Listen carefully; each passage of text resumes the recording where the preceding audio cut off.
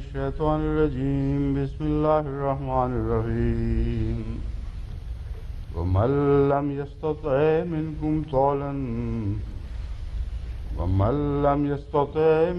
طولا أن ينكح المحصنات المؤمنات فمما ملكت أيمانكم من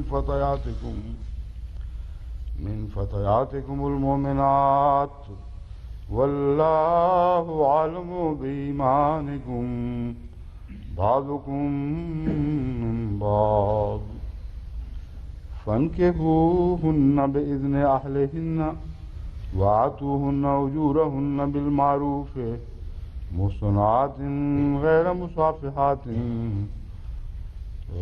مصافحات ولا متخذات أخدان فإذا أحصن فإن أتينا بفاحشة فعليهن نصف ما على المحصنات من العذاب ذلك لمن خشي العنة منكم وأن تصبروا خير لكم والله غفور رحيم۔ النساء آیت 26۔ اس آیت کا ترجمہ بھی ہو چکا ہے اور حل لغات پر بھی بات مکمل ہو گئی تھی۔ اب اس کے جو تفسیری حوالے ہیں ان سے متعلق انشاءاللہ چند باتیں آپ کے سامنے رکھوں گا۔ سب سے پہلا مسئلہ جو اٹھایا گیا ہے اس آیت کے تعلق میں وہ ہے لونڈی سے نکاح کی حوصلہ شکنی۔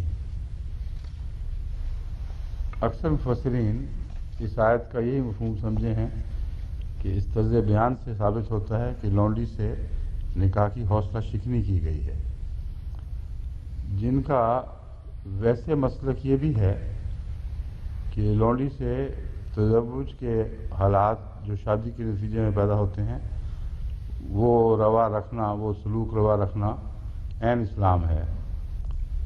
تو پھر یہ دو باتیں عجیب سی لگتی ہیں کہ لونڈی سے بیوی والے تعلقات تو ہر قسم کے روا رکھو، حقوق اس کو کوئی نہ دو اور شادی بھی نہ کرو جہاں تک ممکن ہو سکے۔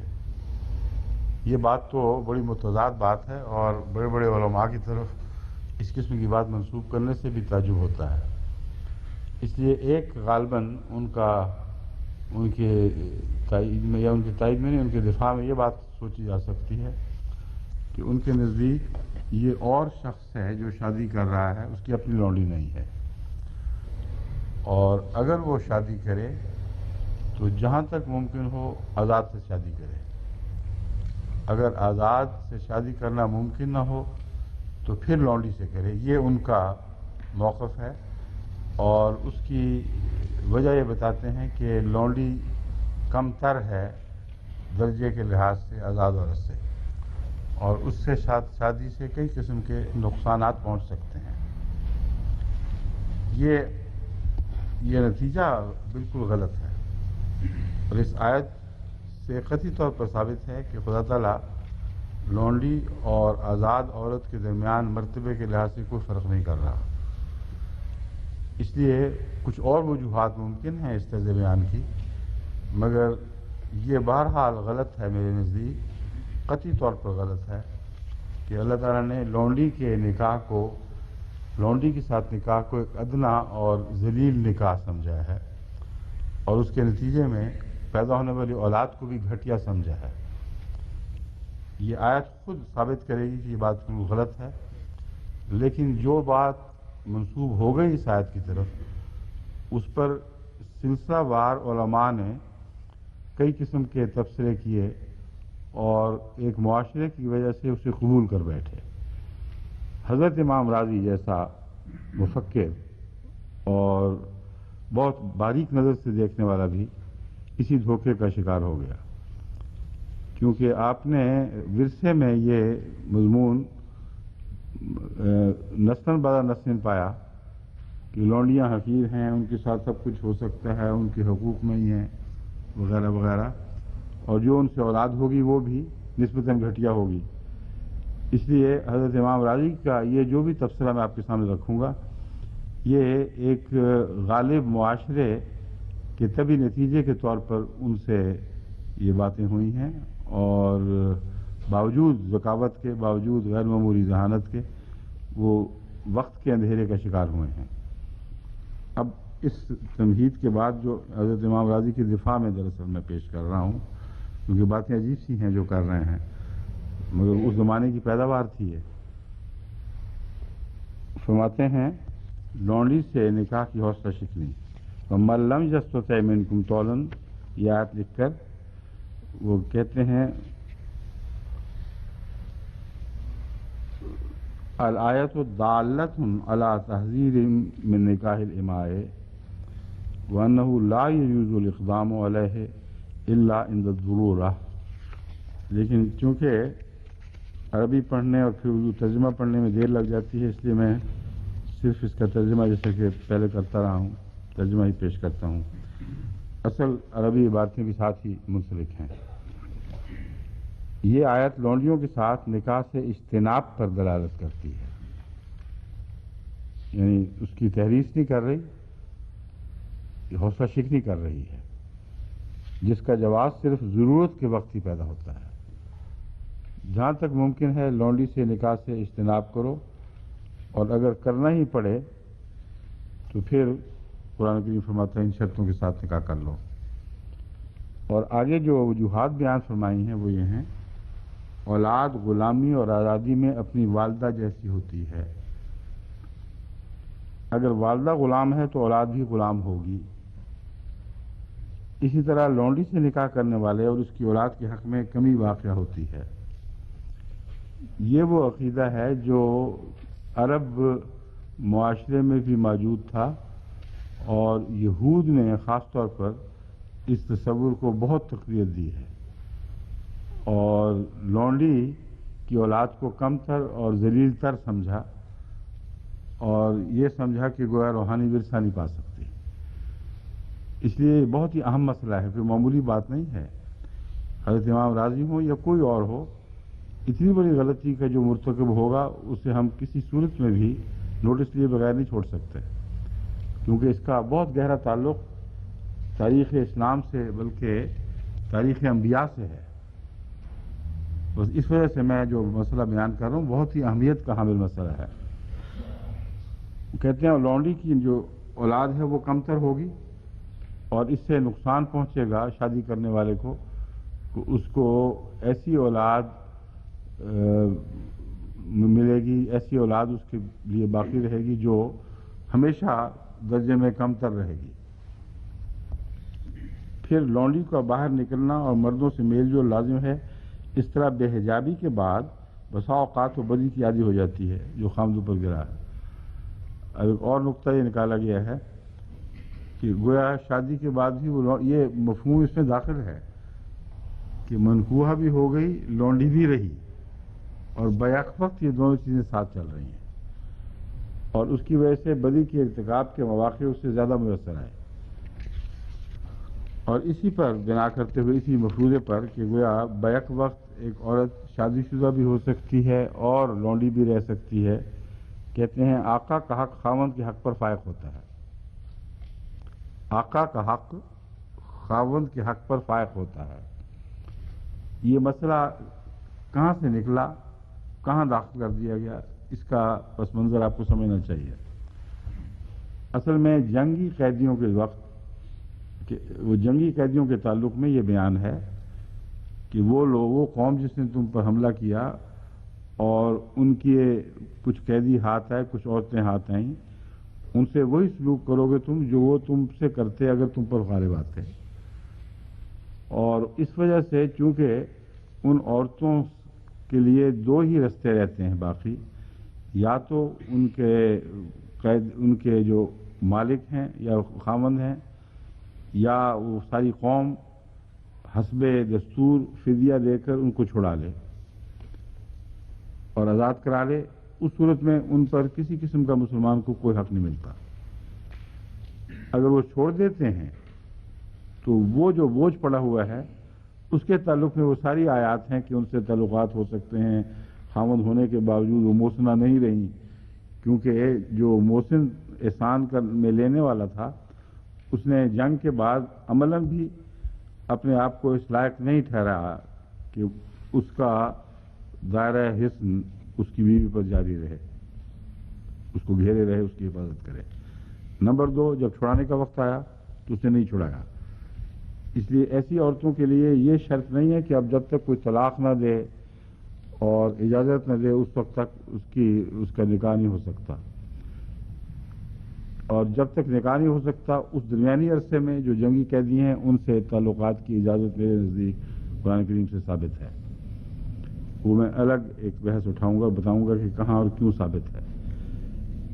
سر دست یہ بتانا چاہتا ہوں کہ یہ مسئلہ حضرت امام راضی نے جو اٹھایا ہے وہ اسی پر بنا کرتے ہوئے اٹھایا ہے کہ مالک کا حق خاوند کے حق پر فائق ہوتا ہے۔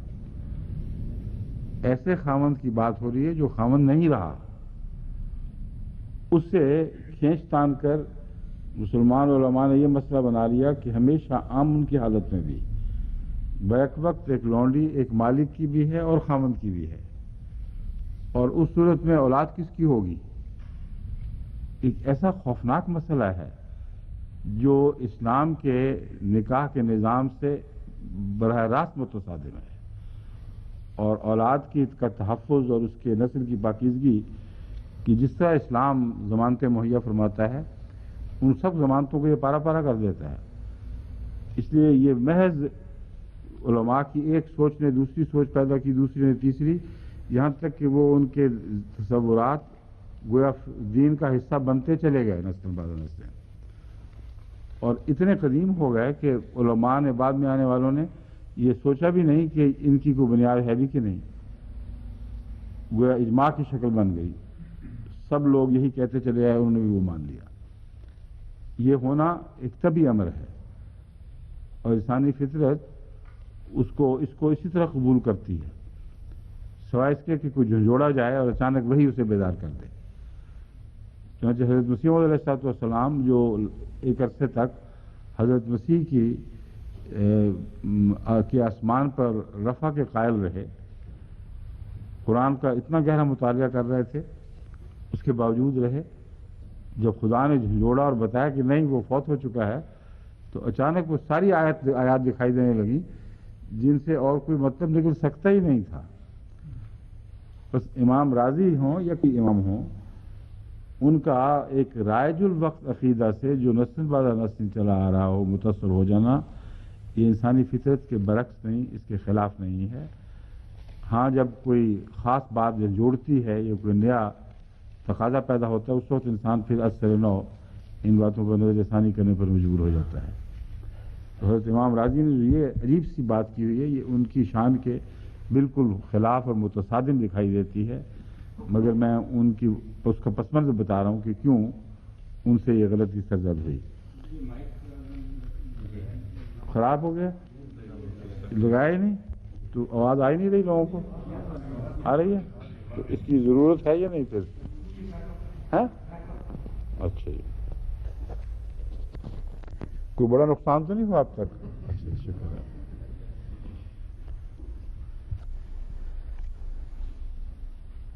تو اب یہ جو مسئلہ اٹھایا ہے حضرت امام راضی نے وہ یہ ہے آقا کا حق خاوند کے حق پر فائق ہوتا ہے، چنانچہ ایسی بیوی خاوند کے لیے آزاد عورت کی طرح میسر نہیں ہو سکتی۔ ممکن ہے کسی وقت خاوند کو اس کی شدید ضرورت ہو لیکن آقا کی طرف سے پابندی اور روکنے کے سب وہ بے بس ہو۔ اب یہ ایسا عجیب و غریب ایک نظریہ ہے کہ انسان حیران ہو جاتا ہے کہ بڑے بڑے علماء بھی رائج الوقت عادات کی وجہ سے ان کو اپنا بیٹھے کہ مالک بحیثیت لونڈی کے مالک کے اس پر سارے حقوق رکھتا ہے، اور وہ لونڈی جو شادی کے بعد موسنہ بنتی ہے قرآن اسے موسنہ کے طور پر بیان کر رہا ہے، اس کے ساتھ ہر قسم کے تعلقات بھی جاری رکھ سکتا ہے اور اس کا حق فائق ہے۔ اگر خاوند چیخیں مارے آوازیں دے کہ آؤ کبھی میرے پاس بھی آ جاؤ تو خاوند سے پوچھے بغیر نہیں وہ نکل سکتی، ورنہ اس پر حد آ جائے گی ہر قسم کی۔ یہ تصور تھا جو ایک غلط عقیدے نے بڑھتے بڑھتے یہاں تک پہنچا دیا۔ ممکن ہے پھر یہ فرماتے ہیں ایک اور عجیب و غریب مسئلہ جو پیدا ہوا ہے، جب بھی ایک غلطی کرو گے تو اس کے نتیجے میں 100 غلطیاں اور ضرور پیدا ہوتی چلی جائیں گی. خشت اول اگر ٹیڑھی رکھو گے تو آسمان تک عمارت ٹیڑھی چلتی چلی جائے گی. ممکن ہے آقا کو کسی کے ہاتھ، لونڈی کو کسی کے ہاتھ بیچ دے، شادی وہاں کروا دی، بیچا کسی اور کو. دیکھ لیا اسے ڈاکٹر صاحب. اس لیے اس معاملے میں ذرا احتیاط کریں. اچھا، لونڈی کا بکنا ایک اور مسئلہ بنایا ہوا ہے علماء نے. لونڈی کا بکنا اس کی طلاق ہے. طلاق کا لفظ کہیں آیا ہوگا، مراد یہ ہے کہ وہ خاوند کے تمام حقوق سے آزاد ہو جاتی ہے طلاق میں. بس مالک جب بیچتا ہے لونڈی کو تو وہ ملکیت کے حقوق سے آزاد ہو جاتی ہے. ان طلاق کا مطلب آزاد ہو گیا. تو اب وہ طلاق کا لفظ جو ہے وہ دونوں جگہ استعمال ہو رہا ہے، آزادی کے معنی میں بھی اور خاوند کا بیوی کو طلاق دینے کے معنی میں بھی. تو ان دونوں اس قدر مشترک کی وجہ سے لفظ اب یہ مسئلہ بن گیا ہے کہ لونڈی کا بکنا ہی اس کی طلاق ہے. اس کے مطابق وہ متعلقہ اپنے خاوند کے ساتھ جائے یا انکار کر دے. یعنی ادھر وہ بکی، ادھر جس خاوند سے شادی ہوئی تھی اس کی طرف سے بھی اس کی طلاق ہو گئی. اب وہ کیا کرے؟ وہ پہلے خاوند کی طرف جائے جس سے اس کو طلاق واقعہ ہو گئی ہے. شادی اس نے کی، طلاق دوسرے نے دے دی، یعنی سابق مالک نے. اور پھر کہتے ہیں جو لوگ یہ بات نہیں مانتے ان کے مطابق دوسرا آقا اس لونڈی اور اس کے بچے کو لے کر کہیں اور چلا جائے. وہ بچہ جو پہلے اس کے خاوند کا ہے وہ بھی دوسرا لے جائے گا تو یہ امر اور بھی زیادہ تکلیف دہ ہوگا. کتنی الجھنوں میں پھنس گئے ہیں بیچارے علماء. اب ایک اور مسئلہ بھی بنایا ہوا ہے جو قرآن اس آیت سے بالکل متصادم ہے.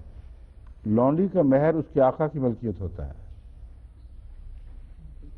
یعنی شادی کر کے جو لونڈی کو دیتا ہے وہ آقا کی ملکیت ہوتا ہے. وہ آزاد عورت کے برعکس نہ تو اپنے خامد سے مہر لے سکتی ہے نہ ہی از خود مہر سے دستبردار ہو سکتی ہے. ان وجوہات کے باعث اللہ تعالیٰ نے لونڈی سے نکاح کی اجازت صرف استثنائی حالات میں دی ہے. یہ بالکل ہر پہلو سے ناقابل قبول ہے. امام راضی کی رائے ایک ایک لفظ اس کا رد کرنے کے لائق ہے.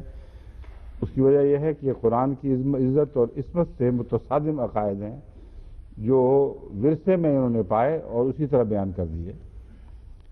اور قرآن کریم کیا کہتا ہے؟ مَن لَّمْ يَسْتَطِعْ مِنكُمْ طَوْلًا أَن يَنكِحَ الْمُحْصَنَاتِ الْمُؤْمِنَاتِ فَمِمَّا مَلَكَتْ أَيْمَانُكُمْ مِن فَتَيَاتِكُمُ الْمُؤْمِنَاتِ. اگر آزاد عورتیں میسر نہ ہوں تو پھر پاک دامن آزاد عورتیں میسر نہ ہوں تو پھر مومن لونڈیوں سے نکاح کرو. واللہ عالم بایمانکم، اور اللہ تمہارے ایمانوں کو زیادہ جانتا ہے. بعضکم من بعض، تم میں سے بعض میں سے ہیں. اس طرز بیان سے تمام علماء امام راضی سمیت اس بات پر متفق ہو جاتے ہیں کہ یہاں خدا تعالیٰ نے آزاد اور غلام کی تفریق اڑا دی ہے. اور ایمان کس کا کیسا ہے، اس نے کس کو کیا مرتبہ دیا، اس کا فیصلہ اللہ کر سکتا ہے. اس لیے یہ کہنا کہ مومن لونڈی سے آزاد مومنہ بہتر ہے، اس کی تردید فرما دی ہے قرآن کریم نے. اور اس پر علماء متفق ہیں کہ اس آیت کا یہی منطوق ہے، یہی مفہوم ہے کہ اللہ تعالیٰ ایمان کی حالت کا فیصلہ کرنے والا ہے، تم نہیں ہو. اس لیے اگر مومنہ ہے تو اللہ ہی بہتر جانتا ہے کہ یہ مومنہ بہتر ہے جو لونڈی ہے یا آزاد مومنہ بہتر ہے. بعضکم من بعض، اب تم ایک ہی ہو چکے ہو. اور اس آیت کا ذکر کرتے ہوئے علماء یہ لکھتے ہیں کہ اشارہ آدم کی اولاد کا ایک ہونا ہے، ایک ہونے کی طرف ہے. یعنی تم ایک دوسرے سے پیدا ہوئے ہو اور اصل تمہاری ایک ہی ہے، یعنی آدم کی. اس لیے لونڈی اور آزاد عورت کا فرق نہیں رہا باقی. پھر فرمایا فن کے ہننا بے اہل ہیں بیزن اہل ہننا، لازماً جو کسی کی ملکیت میں ہو وہ ولی ہوتا ہے، اور جیسا باپ بیٹی کا ولی ہوتا ہے، تو فرمایا ان کے اذن سے شادی کرو. یہ نہیں کہ وہ لونڈی کسی کی ہو اور تم باہر شادی رچا لو. اور یہ اس لیے نہیں ممکن کہ پھر دو تقاضوں کا تصادم ہو جائے گا، ملکیت کا تقاضا اور شادی کے نتیجے میں خاوند کے حقوق کا تقاضا. تو اس لیے ولی کی اجازت تو لازم ہے. اور یہ بات بھی بتا رہی ہے کہ ایک وقت میں دونوں تقاضے قائم نہیں رہیں گے. جب اپنی مرضی سے ولی نے اجازت دے دی تو اس کے تمام ملکیت کے تقاضے ختم ہو گئے، اب وہ اپنے خاوند کی ہو جائے گی. یہاں تک کہ شادی شدہ محسنہ عورت، آزاد عورت، جس کو باپ اجازت دے دیتا ہے خاوند کی ہو جائے، اس کے بعد باپ کا اس سے کوئی حق نہیں رہتا سوائے ان حقوق کے جو احسان کے حقوق ہیں، جو ہر اولاد کے اپنے ماں باپ کے لیے ہیں. ان کے سوا اس کے حقوق خاوند کے ہو جاتے ہیں، اس کی مرضی پہ چلتی ہے. باپ کو دخل اندازی کا بھی حق نہیں ہے. ہاں، آپس میں افہام تفہیم سے اگر کوئی سمجھوتے ہوں تو یہ الگ مسئلہ ہے، لیکن باپ کو شرعاً قانوناً اس بیٹی کے معاملات میں دخل اندازی کا حق نہیں جسے وہ اجازت کے ساتھ کسی کے ساتھ نکاح کر دے جس کا. بس یہ وہ مضمون ہے. فرمایا فن کے ہن بے اہل ہن بیزن اہل ہن و آتو ہن اجور ہن، ان کو ان کے اجور دو. یہ کہاں لکھا ہے کہ ان کے مالکوں کو جو ان کے ولی ہیں ان کو ان کے اجور دو؟ ان کے اجور ان کو دو، ان عورتوں کو. ولی کو اجر دینے کا تو کوئی ذکر ہی کوئی نہیں اس آیت میں. بس چونکہ پری کنسیوڈ آئیڈیاز، پہلے سے سوچی سمجھی ہوئی باتیں ہیں، اس کی روشنی میں آیتیں جب حل کی جاتی ہیں تو وہی غالب آ جاتی ہیں جو ذہن پر پہلے سے آ گئی ہیں. محسنات غیر مصافحات، وہ محسنات کیسے رہیں گی اگر پہلے مالک کی بھی رہیں؟ محسنات یہاں خاوند کے عقد میں آ کر ان کے قلع بند ہونے کی طرف اشارہ کرتا ہے. اب وہ خاوند کے حفاظت میں، اس کے حقوق کے دائرے میں قلع بند ہو گئی ہیں. اب مجال نہیں پہلے مالک کی کہ وہ ان معاملات میں دخل اندازی کرے.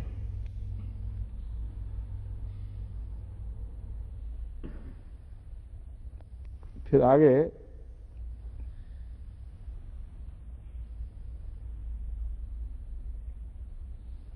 باقی دوسرا مضمون پہلے اس آیت کے تعلق میں بیان کیا، مگر یہاں یہ ہے بنیادی بات کہ قرآن کی آیت بالکل قطعی اور واضح ہے. لونڈی ہو یا غیر لونڈی ہو، جب وہ شادی کر لیتی ہے تو خاوند کے حصن میں داخل ہو جاتی ہے اور اس کی حفاظت میں آ جاتی ہے، اس کی امانت بن جاتی ہے. پھر کسی دوسرے کا حق نہیں رہتا کہ اس کو کسی پہلو سے بھی اپنانے کی کوشش کرے، یعنی اس کے جو ظاہری حقوق شریعت نے مقرر کیے ہیں ان پر ڈاکہ ڈالے. سمجھ گئے؟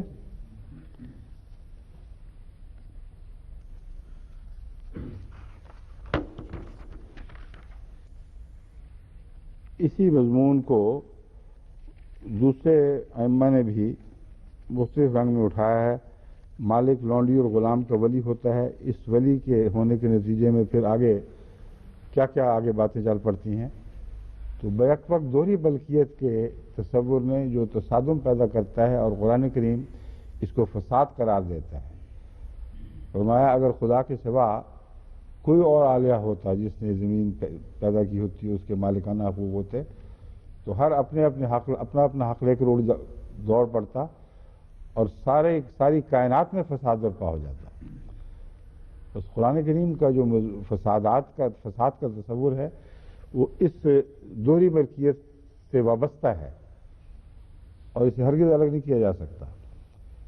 جو نظام، قرآنی نظام جو فساد کا ایسا دشمن ہو کہ اسے خدا کی وحدانیت کے دلیل کے طور پر پیش کرے کہ مالک اگر اور ہوں تو پھر لازماً فساد کا حق ہو جاتا ہے اور فساد کے سوا کوئی اور نتیجہ نکل ہی نہیں سکتا. تو ہر گھر میں فساد ڈال دے گا قرآن کریم کہ دو مالک اکٹھے ہو جائیں اور پھر آپس میں لڑیں یا نہ لڑیں تو ایک کا حق دوسرا تلف کرتا چلا جائے. یہ تو ہو ہی نہیں سکتا.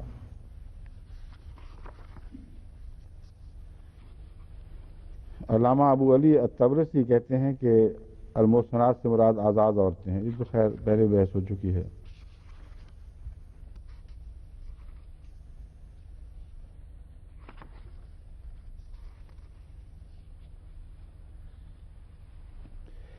ائمہ شیعہ جو ہیں وہ ان کی رائے امام محمد باقر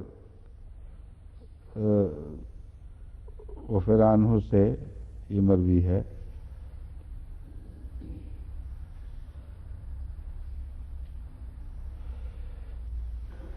یہ وہی ہیں غالباً جن کو بارہا متع کے تعلق میں کوٹ کیا جاتا ہے، جن کی طرف حوالہ دیا جاتا ہے. امام باقر وہی ہے نا. ان کا دوسرا نام کیا ہے؟ ایک امام باقر کے لقب سے مشہور. نہیں وہ نہیں، وہ تو دوسرے امام نہیں ہیں. وہ یہ تو امام ہے نا. امام باقر کا ایک اور ابو جعفر صادق بھی کہتے ہیں. ہاں ابو جعفر محمد، یہ میں کہہ رہا ہوں. امام جعفر صادق کے والد ہیں، ابو جعفر کہلاتے ہیں. کہ چیک کر لینا. ابو جعفر محمد باقر، یہ امام باقر کے نام سے مشہور ہیں زیادہ تر. ان سے دریافت کیا کہ آیا وہ لونڈی سے عقد کر لے؟ فرمایا نہیں، سوائے اس کے کہ اسے اضطرار ہو. اور جناب امام جعفر صادق سے یہ منقول ہے کہ آج کل کسی مرد آزاد کو کسی لونڈی سے عقد کرنے کی ضرورت نہیں ہے. غالباً متع کی طرف اشارہ ہوگا، ورنہ کسی زمانے میں ضرورت کیوں نہیں ہے. لیکن جو دلیل آگے دی ہے وہ متع کی نہیں، کسی اور بات کی دے رہے ہیں. طول سے مراد مہر ہے وہ کہتے ہیں. اور آج کل، ہاں یہ ہے دلیل، اور آج کل آزاد عورت کا مہر لونڈی کے مہر کے برابر یا اس سے بھی کم ہے. یعنی ایک ایسا زمانہ بھی آ گیا جبکہ لونڈی کا مہر آزاد عورت کے مہر سے بڑھ گیا. یعنی بعض صورتوں میں بڑھ جاتا تھا. تو پھر وہ مسئلہ تو ضرورت ہی نہیں پیش آتی، پیسے بچانے کی خاطر لونڈی سے شادی کرے آدمی.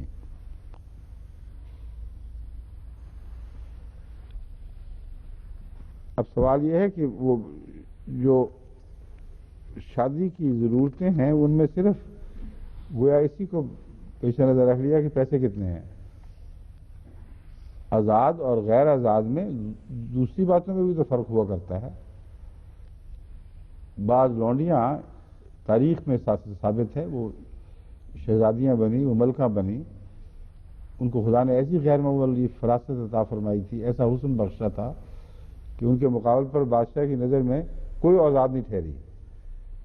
تو یہ جو فقہاء ہیں یہ طول کے نیچے آ کر صرف مال دولت کے چکر میں پھنس گئے ہیں اور یہ دلیل بنا دیتے ہیں کہ وہ چونکہ آزاد مل سکتی ہے، جیسے بھیڑ بکری کی تجارت ہو. جو سستی بکری ملتی ہے تو مہنگی بکری لینے کی کیا ضرورت ہے؟ وہ بکریاں ایک ہی قسم کی ہیں. عورتوں میں بہت بہت فرق ہوتا ہے. قرآن کریم فرماتا ہے، رسول اللہ علیہ وسلم کے حوالے سے فرماتا ہے کہ اگر کسی کا حسن تجھے بہت بہائے یا تمہیں غیر معمولی طور پر کسی کا عورت کا حسن دوسرے سے بہتر نظر آئے تو تب بھی یہ جو شریعت کا مسئلہ ہے اس سے انحراف نہیں کرنا. تو پھر رسول اللہ علیہ وسلم فرماتے ہیں کسی کو دیکھو تو اس کے حسن پہ زیادہ زور نہ دو، اس کی نیکی اور دین پر زور دو. تو حسن کے بعد پھر دین ہے، یعنی اس میں حسن خلق ہے، مزاج ہے، ذہانت ہے، طرز گفتگو ہے. ان سب باتوں میں بسا اوقات لونڈیاں اتنی زیادہ مؤدب ہوتی ہیں، ان کی تربیت کی جاتی ہے مؤدب ان معنوں میں کہ ادب سکھایا جاتا ہے ان کو. اور ایک زمانے میں رواج تھا کہ لونڈیوں کو بہت چوٹی کے اہل علم، جن میں شعراء بھی تھے اور لکھنے والے بھی تھے، نثر لکھنے والے بھی اور علوم کے ماہر، وہ ہر قسم کے علم سے آراستہ کیا کرتے تھے. یہاں تک کہ لونڈیاں اپنے علوم کی وجہ سے غیر معمولی قیمت پاتی تھیں، اپنے حسن خلق کی وجہ سے، اپنی حاضر جوابی کی وجہ سے. تو یہ سارے امور ہیں جو قدرتاً فطرتاً تاریخ کا حصہ بن چکے ہیں، انسانی فطرت کا وجود ہونے کی وجہ سے تاریخ میں دکھائی دیتے ہیں۔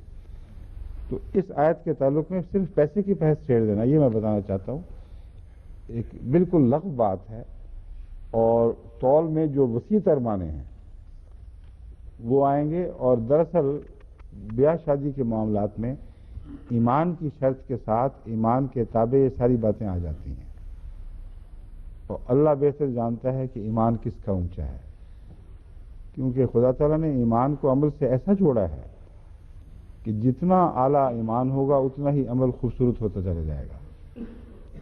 اس معنی میں لفظ ایمان کو یہاں پڑھنا چاہیے کہ آزاد کا ایمان اور لونڈی کا ایمان یہ بظاہر قدر مشترک ہیں، لیکن محض ظاہری ایمان کی بات اللہ تعالیٰ نہیں کر رہا۔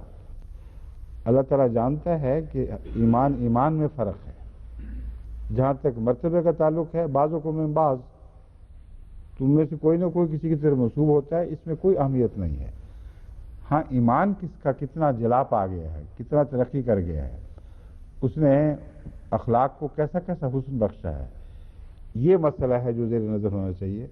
بس حضرت صلی اللہ علیہ وسلم نے جب یہ فرمایا کہ دین کو اہمیت دو، وہاں آزادی اور غلامی کی بحث ہی نہیں چھیڑی، فرمایا دین کو اہمیت دو، حسب و نسب کی طرف نہ جاؤ، دوسری باتیں نہ دیکھو۔ تو دین کے تعلق میں لوگوں کو جو مجھ سے بات پوچھتے ہیں یہ سمجھاتا ہوں خط و کتابت کے ذریعے بھی کہ دین کا لفظ وسیع مضمون ہے، اس میں حسن خلق داخل ہے، کیونکہ خلق کے سوا دین بنتا ہی نہیں۔ حضرت صلی اللہ علیہ وآلہ وسلم کہ دین کی بلندی آپ کے خلق کی بلندی پر منحصر تھی، جتنا بلند اخلاق پر قدم رکھا اتنا ہی اونچا دین۔ بس دین میں اخلاق حسنہ شامل ہیں، اور ایمان اور جو عبادتیں ہیں وہ لازماً اس کا حصہ ہیں، مگر اخلاق کو نظر انداز کر کے محض عبادت پر جانا دین نہیں ہے، کیونکہ اگر عبادت سچی ہے تو اخلاق ضرور اچھے ہوں گے۔ اس پہلو سے اس آیت کو سمجھنا چاہیے۔ میرے نزدیک بڑی واضح بات ہے۔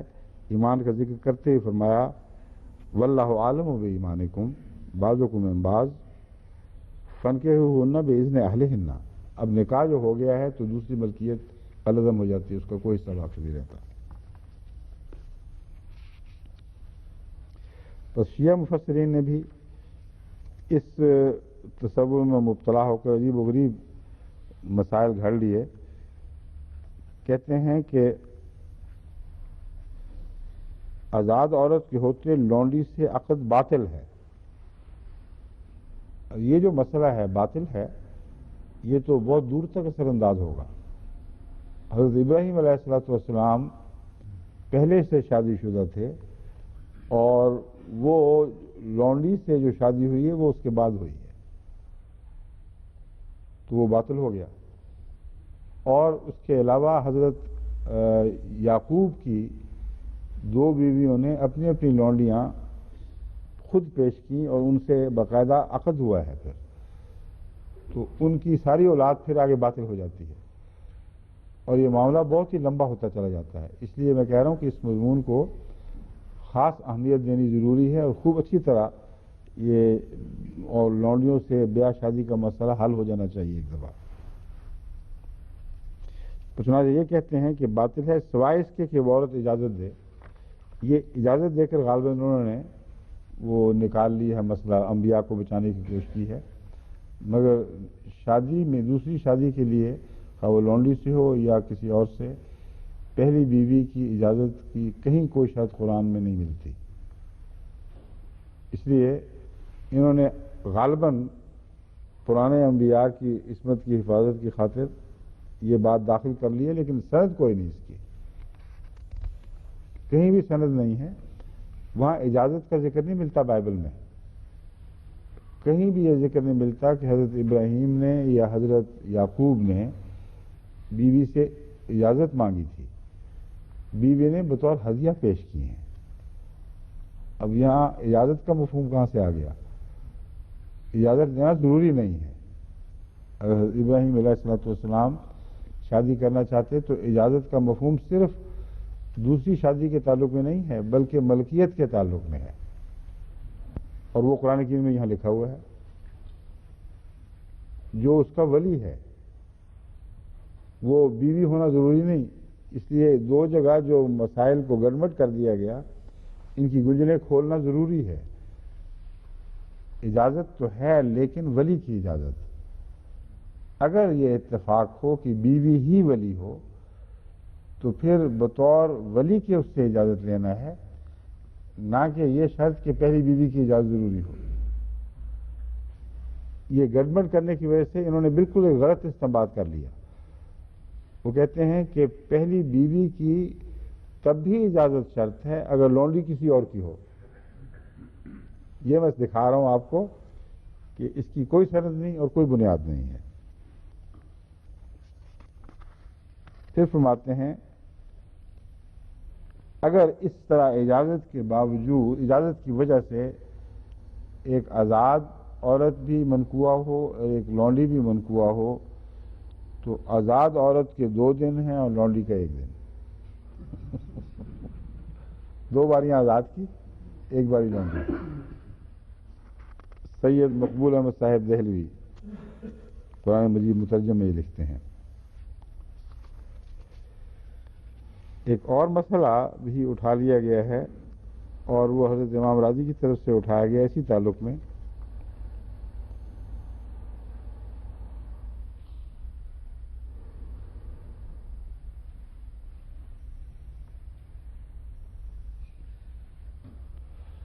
یہ وہ ہو چکا ہے نا، یہ ٹائی کلپ سے تعلق تھا۔ اچھا، کتابیہ سے نکاح منع ہے۔ حضرت امام راضی کے نزدیک جو عیسائی عورت ہے اس کو اہل کتاب کی عورتوں سے جو نکاح کی اجازت قرآن کریم میں ملتی ہے وہ اس پر اطلاق نہیں پاتی کیونکہ وہ مشرکہ ہے۔ اب یہ ایک الگ بحث ہے اور بڑی لمبی بحث ہے، پہلے میں اس کا ذکر کر بھی چکا ہوں۔ قرآن کریم نے اس شرک کو جو عملاً داخل ہو گیا ہے اس کی بنا نہیں بنایا بیاہ شادی کی روک کے سلسلے میں، بلکہ جو اصل عقیدہ تھا انبیاء کا جو کتاب سے وابستہ تھے ان کو ہی بنا بنایا ہے، ان عقائد کو۔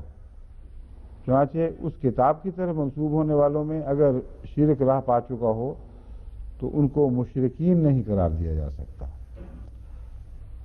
اگر یہ دلائل مان لیے جائیں ایک دفعہ تو اسلام میں بھی بہت بڑا رخنہ اور فتور پیدا ہو جائے گا مسلمانوں کے اندر، کیونکہ یہاں بکثرت مسلمانوں میں ایسے فرقے ہیں اور کروڑہا ان کے ماننے والے ہیں جو عملاً واضح شرک کرتے ہیں، مرے ہوئے پیروں کو پوجتے، ان کی روحوں سے دعائیں مانگتے، درختوں پہ ٹلیاں لٹکاتے، اور کوئی نزلے کا پیر ہے، کوئی ٹائیفائڈ کا پیر ہے، ہر قسم کی بیماریوں کے، کوئی بچے دینے والا ہے، کوئی لڑکے عطا کرنے والا ہے۔ بعضوں نے ٹیلی فون رابطے کیے ہیں اللہ تعالیٰ کے ساتھ اور باقاعدہ وہ ٹیلی فون پہ بات کر کے بتاتے ہیں کہ کیا ہے۔ میں نے آپ کو بتایا تھا پچھلی دفعہ، یہ ہماری ایک احمدی خاتون ہیں جنہوں نے مجھے بتایا لاہور کی، وہ کافی اچھے اونچے طبقے میں آنا جانا ان کا بڑی پرانا ان کا مروجہ ہے، یعنی ہر قسم کے غیر احمدی بلند طبقے میں ان کا آنا جانا، وہ ایک دوسرے کو پسند کرتی ہیں ان کی خواتین۔ تو ایک دفعہ ایک بہت اونچے طبقے کی، میں ان کا نام نہیں لینا چاہتا، خاتون ان کو کہنے لگی کہ میں اپنے پیر صاحب کے پاس جا رہی ہوں تو بچے کے متعلق درخواست کرنی ہے، چلنا ہے تم نے بھی ساتھ؟ انہوں نے کہا ہاں چلو میں بھی دیکھوں کیا ہوتا ہے۔ تو جو واقعہ انہوں نے دیکھا وہ یہ تھا کہ انہوں نے پیر جی سے کہا کہ پیر صاحب وہ کچھ بیٹا نہیں ہو رہا میرے یا بیٹی کے، جس کا بھی تھا، تو اس کے متعلق کچھ بات کریں اللہ تعالیٰ سے، کوئی بیٹا ملتا ہے کہ نہیں؟ تو ہاتھ چوں کر کے فون اللہ تعالیٰ سے، کیوں اللہ جی؟ ہاں اللہ، میں پیر فلاں بول رہا ہوں، السلام علیکم، منڈا شنڈا ہے کوئی اوپر ہی نہیں؟ اچھا منڈے مک گئے۔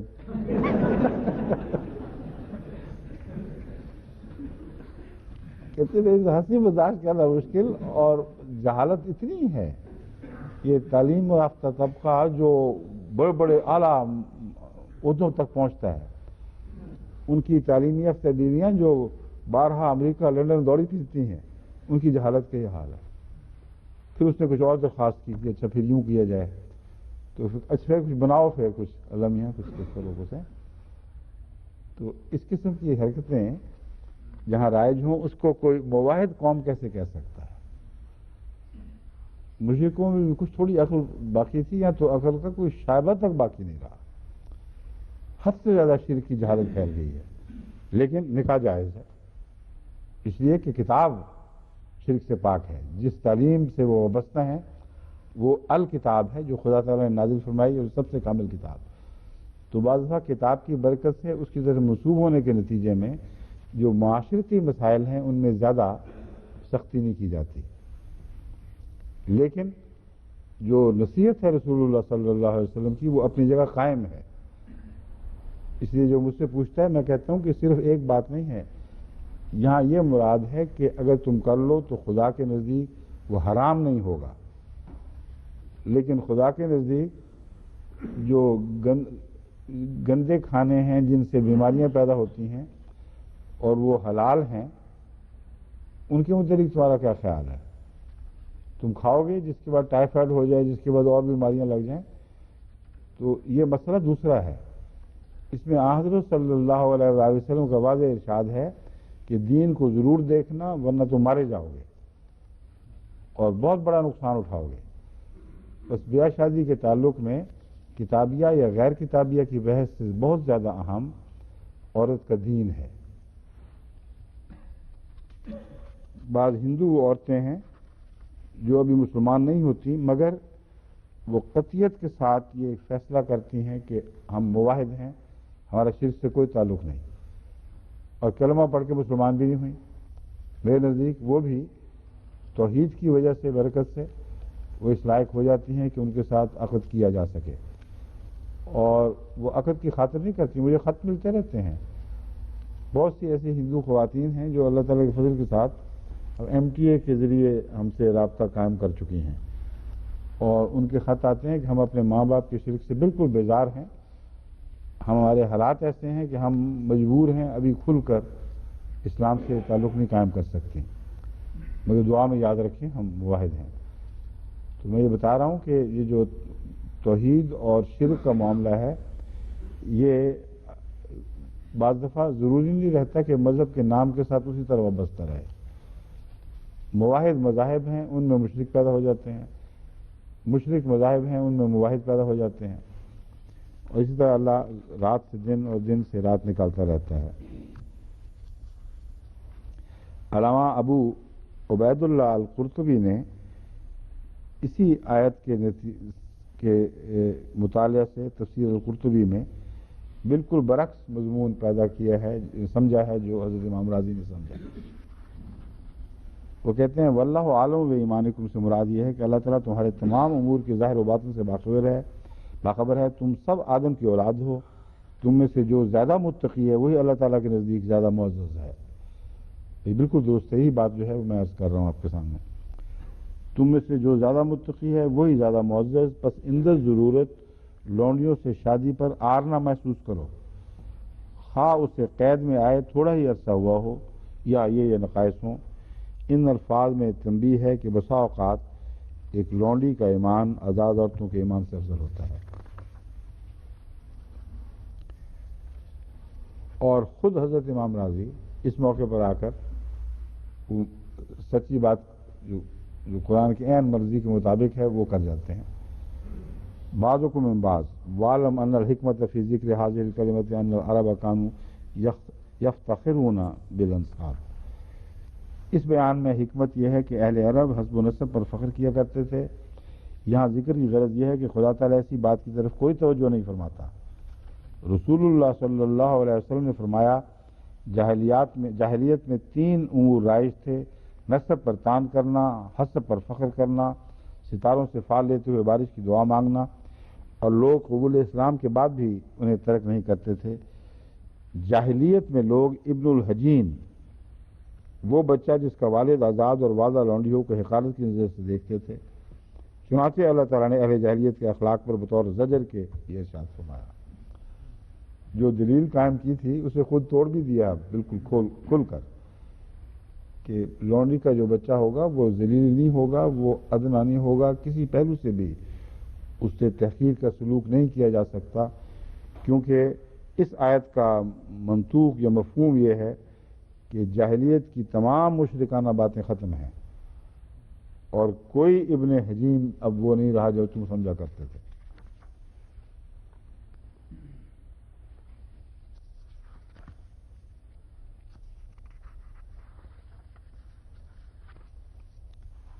وہ کہاں ہیں جو حضرت ماریہ قبطیہ کے تعلق میں مضمون، جو میں اس کی خاص اہمیت آپ کے سامنے بیان کر رہا تھا، حضرت ابراہیم کے حوالے سے مختصر بیان کی۔ اس مسئلے کو سمجھنا بے حد ضروری ہے، اہم ترین مسائل میں سے ایک یہ بھی ہے، اور سب سے بڑھ کر یہ کہ حضرت رسول اللہ صلی اللہ علیہ وسلم کے تعلق میں اس کا صحیح مفہوم سمجھے بغیر آن حضور کی شان میں گستاخی ہوگی، اور علاوہ ازیں ایک بہت ہی اعلیٰ معرفت کا نقطہ جو اس مضمون کے تعلق میں اور رسول اللہ صلی اللہ علیہ وسلم کی زندگی کے حالات سے ہمارے ہاتھ آتا ہے، وہ ہاتھ سے جاتا رہے گا۔ پہلے تو فتح مکہ کے موقع پر آپ کا جو آخری خطاب ہے، حجۃ الوداع، لا الہ الا اللہ وحدہ لا شریک لہ صدق وعدہ ونصر عبدہ ہزم الاحزاب وحدہ، سنو تم مفاخر،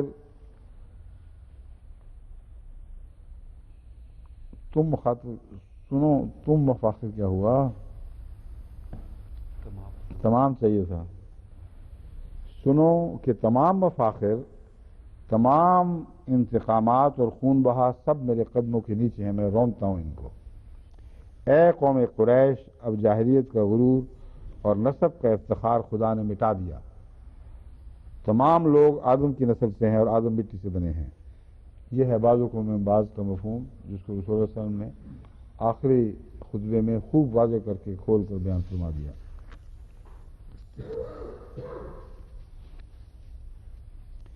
پھر قرآن کریم کی یہ آیت فرمائی، یا ایھا الناس انا خلقناکم من ذکر وانثی وجعلناکم شعوبا وقبائل لتعارفوا ان اکرمکم عند اللہ اتقاکم ان اللہ علیم خبیر۔ یہ رسول اللہ صلی اللہ علیہ وسلم نے اس آیت کی تلاوت فرمائی۔ اے بنی نوع انسان، اے بنی آدم یا اے انسانوں، انا خلقناکم، ہم نے تمہیں پیدا کیا، فرمایا، من ذکر و انثی، مرد اور عورت سے، وجعلناکم شعوبا و قبائل، اور تمہیں مختلف شعوب اور قبائل یعنی چھوٹے گروہوں اور بڑے قبائلی گروہوں میں بانٹ دیا، لتعارفوا، تاکہ ایک دوسرے کو پہچان سکو، ان اکرمکم عند اللہ اتقاکم۔ یہ قانون اب ہمیشہ کے لیے جاری رہے گا، ہمیشہ سے تھا اور جاری رہے گا، کہ اللہ کے نزدیک معزز صرف وہ ہے جو خدا کا زیادہ تقوی اختیار کرتا ہے۔ ان اللہ علیم خبیر، یقین اللہ تعالیٰ بہت جاننے والا اور باخبر ہے۔ اب حضرت ماریہ حضرت صلی اللہ علیہ وآلہ وسلم قبطیہ کہلاتی ہے، حضرت ماریہ قبطیہ کی ایک لونڈی تھیں، اور حضرت ابراہیم جو ایک ہی بیٹا پیدا ہوا اور کچھ عرصہ زندہ رہا، وہ حضرت ماریہ کے وطن سے ہوا ہے۔ اس لیے میں کہہ رہا تھا اس مسئلے کی بہت غیر معمولی اہمیت ہے۔ اس کے بعد کسی مفسر کو زیب ہی نہیں دیتا یہ کہنا کہ لونڈی سے اس لیے شادی کی حوصلہ شکنی کی جا رہی ہے کہ اس کے نتیجے میں جو اولاد ہوگی وہ داغدار ہوگی، سمجھیں؟ حضرت ماریہ قبطیہ حضرت صلی اللہ علیہ وآلہ وسلم کی لونڈی تھیں، اور یہ بات ثابت نہیں ہے کہ آپ کا نکاح ہوا اور اس کے نتیجے میں وہ آزاد ہوئیں، یا بیٹے کی پیدائش کی وجہ سے وہ آزاد ہوئیں، کیونکہ یہ دوسرا حکم بھی اسلام کا مسلمہ ہے کہ اگر لونڈی کے بطن سے کوئی اولاد ہو جائے تو لونڈی پھر لونڈی نہیں رہتی، وہ آزاد عورت کی طرح برابر کی بیوی بن کر اس کے حقدار ہو جاتی ہے۔ بس پہلا تعلق خدا کی اس وعدے تعلیم سے تھا جو قرآن کریم نے کھول کر دی کہ اگر تمہارے پاس کوئی معاملہ کا ایمانکم والا مضمون ہو، اور حضرت صلی اللہ علیہ وسلم کے تعلق میں بطور خاص یہ بھی فرمایا کہ ہبہ کرنا بھی اس میں داخل ہو جائے گا۔ کوئی خود ہبہ کرے تو پھر نکاح کرنا چاہو تو اس کی اجازت ہے، اس میں پھر شادی تعدد ازدواج کا مسئلہ پیدا نہیں ہوگا۔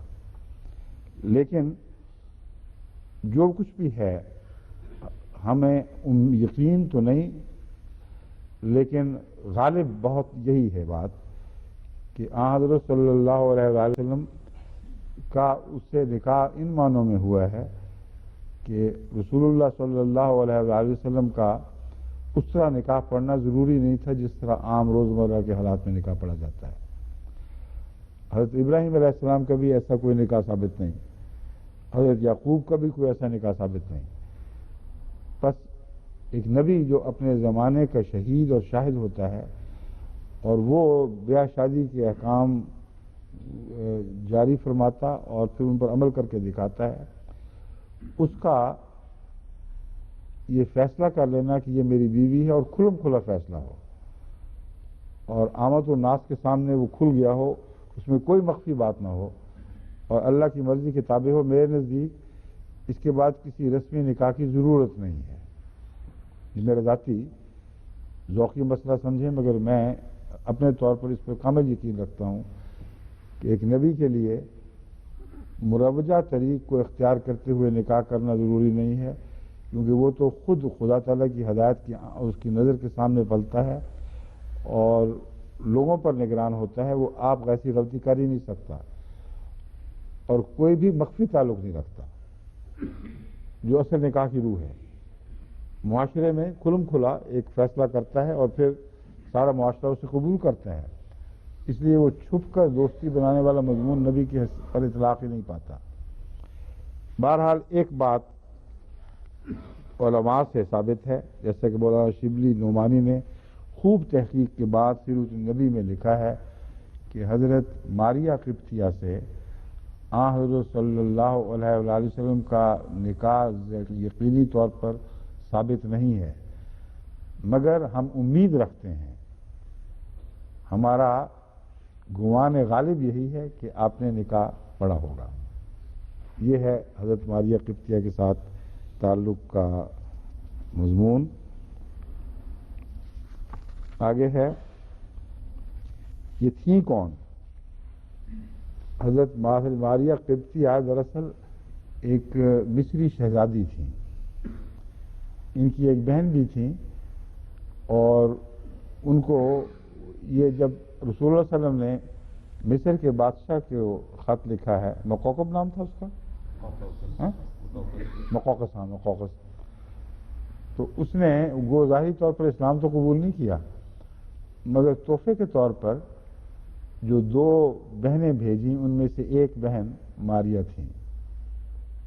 بس غیر تہذیب کی پلی ہوئی، وہ تو ساری باتیں ان پر صادق آتی تھی اسی طرح، مگر یہ خود مسلمان ہو گئیں اور حضرت صلی اللہ علیہ وسلم کے ان سے ازدواجی تعلقات ان کے اسلام کی حالت میں ہوئے ہیں۔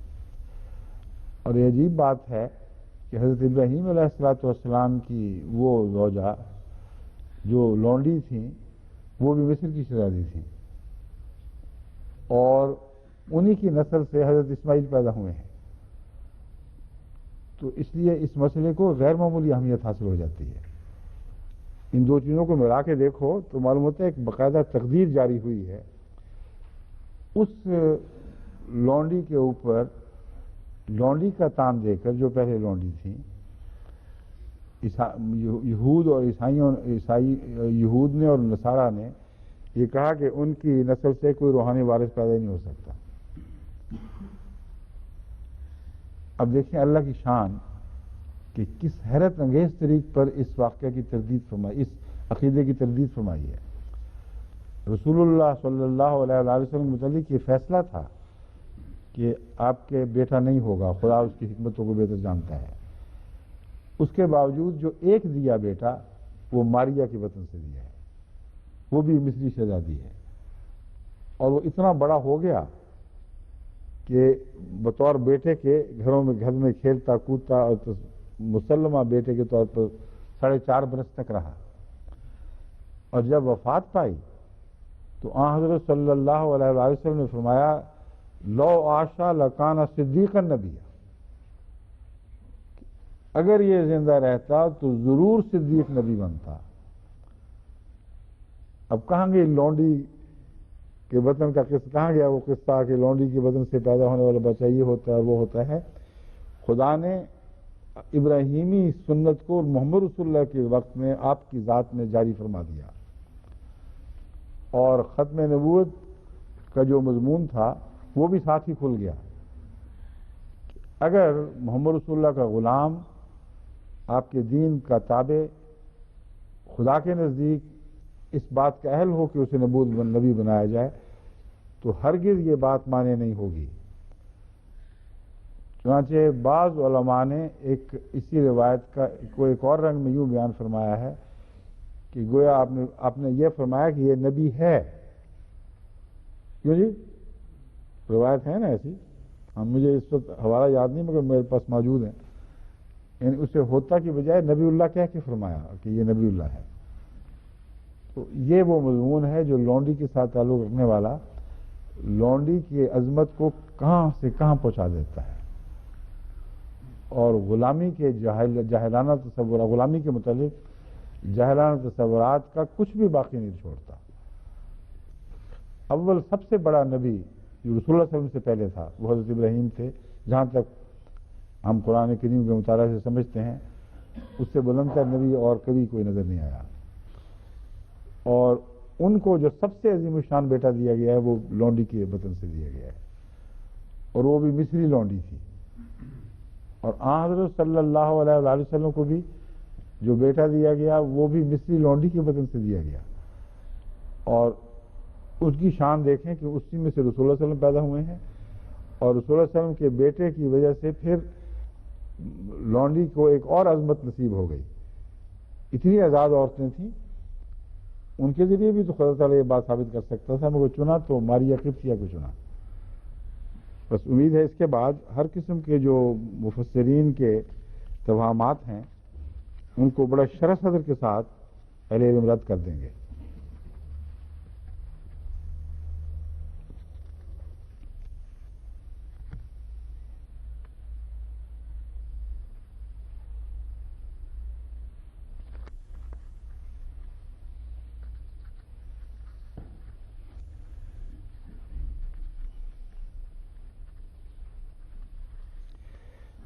وہاں انہوں نے جو اسلامی انسائکلوپیڈیا میں لفظ ہے فرعون نے اپنی بیٹی ہاجرہ آپ کی زوجیت میں دے دی، لیکن جو یہود روایات ہیں فرعون مصری ہے، اس کا جو مصری ہونا جو ہے وہ لفظ فرعون سے دھوکے میں نہ آ جائیں۔ بحث صرف یہ چلی ہے کہ وہ بیٹی تھی یا ایک شہزادی تھی، اس بارے میں اختلاف ہے۔ یہ بھی بعض اختلاف بعضوں میں پایا جاتا ہے۔ مسلمان علماء جیسا کہ یہ انسائکلوپیڈیا کے لکھنے والے ہیں یہ ثابت کرنا چاہتے ہیں کہ براہ راست حضرت ابراہیم سے ان کا نکاح پڑھوا دیا تھا، لیکن جو اکثر روایات ہمیں یہود کی کتب سے ملتی ہیں وہ یہ ہیں کہ وہ لونڈی سارا کو دی تھی،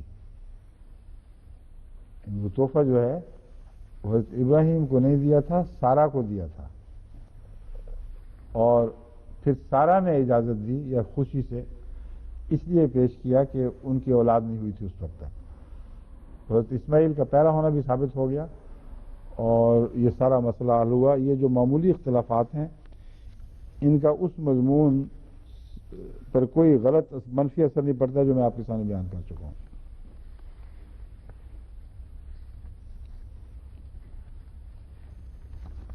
اور کوئی ہے آیا ہوا؟ یہی ہے نا؟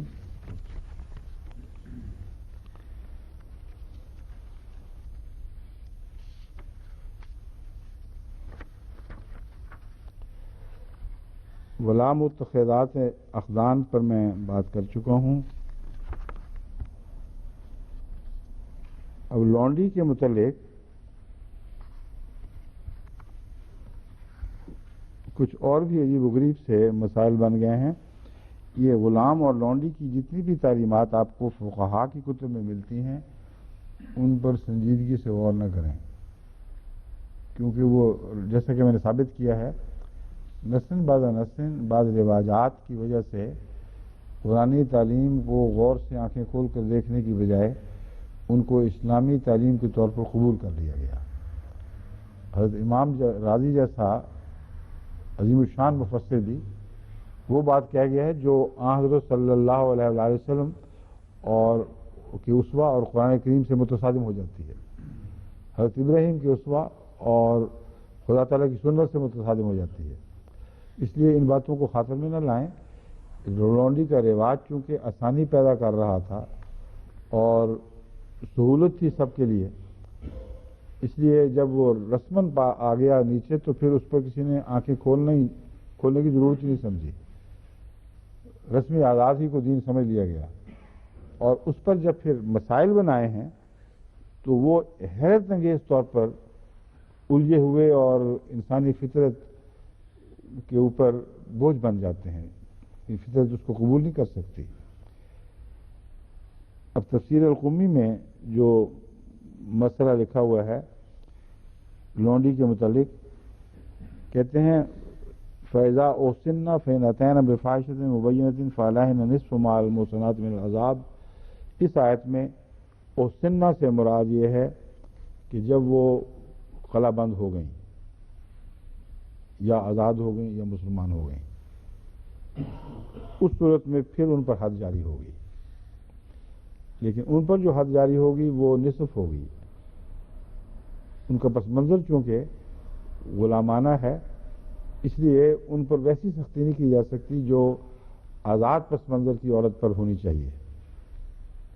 اس مضمون کے بعد وہ کہتے ہیں کہ اس کا پھر کس طرح اطلاق ہوگا. وہ کہتے ہیں اس طرح ہوگا کہ ایک دفعہ زنا کرے تو اس کو نصف کوڑے، پھر دوسری دفعہ کرے تو پھر نصف کوڑے، پھر تیسری دفعہ کرے تو پھر نصف کوڑے، پھر چوتھی دفعہ کرے تو پھر نصف کوڑے، پھر پانچویں دفعہ کرے پھر نصف کوڑے، پھر چھٹی دفعہ کرے پھر نصف کوڑے، پھر ساتویں دفعہ کرے تو پھر نصف کوڑے. اور قال الصادق کو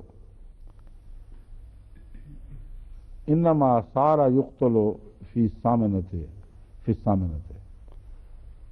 اور پھر اگر 8ویں دفعہ کرے تو پھر اسے قتل کر دو.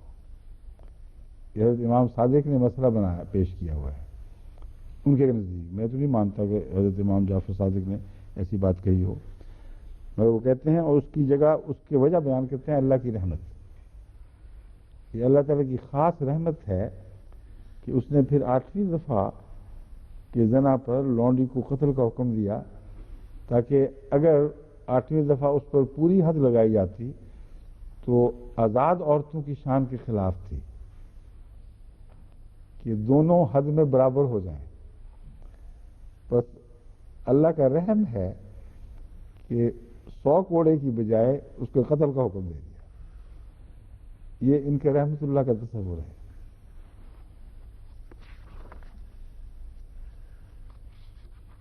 صرف اور کوئی دلیل ہی نہیں، کسی قسم کی کوئی قرآنی آیت، کوئی کسی قسم کا کوئی سنت کا حوالہ قطعی موجود ہی نہیں. بس یہ مسائل جب بن جائیں تو پھر انسان کی سوچیں بہتی چلی جاتی ہیں. اگر یہ ہو تو پھر کیا ہوگا، اگر وہ ہو تو پھر کیا ہوگا.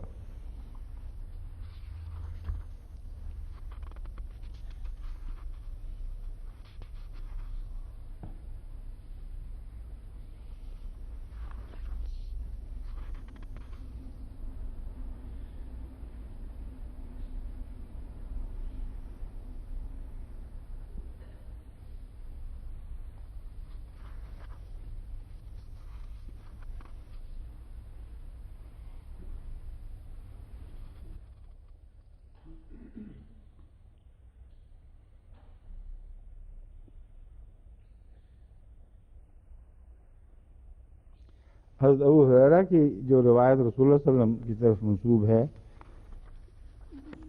اس کا حوالہ کیا ہے؟ یہ صحیح مسلم میں ہے. یہ اس 8 والی بات سے متصادم ہے، اور وہ یہ ہے کہ رسول اللہ صلی اللہ علیہ وسلم نے فرمایا کہ لونڈی زنا کی مرتکب ہو تو اس کا زنا ثابت ہو جائے تو اس کا مالک اس پر حد نافذ کرے. یہاں حد نافذ کرے سے مراد وہ حد نہیں ہے جو آزاد والی حد ہے، مراد وہ ہے کہ پھر نصف والی حد اس کے اوپر نافذ کرے اور طعن و تشنیع سے کام نہ لے. اور اگر پھر کرے تو پھر اگر تیسری بار کرے تو اسے وہ بیچ دے، خواہ بالوں کی بٹی ہوئی رسی کی عوضی بیچنا پڑے، ایسی ہی لونڈی کو پھر گھر میں نہ رکھے، اور بہتر ہے کہ اس سے فارغ ہو جائے.